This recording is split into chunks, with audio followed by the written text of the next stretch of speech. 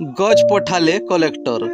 एक पेड़ माँ के नाम कार्यक्रम थी सुवर्णपुर जिल्लार भिन्न भिन्न जगह के सबू पंचायत के आज गज पठाले सुवर्णपुर जिल्लापाल नृपराज साहू। आज सकालू जिल्लापाल सरकारी बासभवन सामना थी ई कार्यक्रम रो आयोजन करा जायथिला।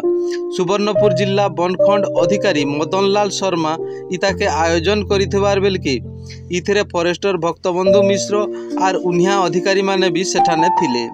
आज दुईटा गाड़ी रे गज जाइथिबार बेल के जिल्लापाल डॉक्टर नृपराज साहू सागुआ पताका देखई करी शुभारंभ करिथिले। आयबार सेप्टेम्बर मासर 17 तारिख रे सारा जिल्ला रे दिनिकिया वनीकरण कार्यक्रम हेबा। जिल्लार सबु पंचायत ने 500टा लेखन 54,500टा गज और ई विभाग नु 40,000 सबु मिसिकरी 94,500टा गज जिला ने ई योजना रे जगह हेबा बोली डीएफओ नु सूचना मिली छी।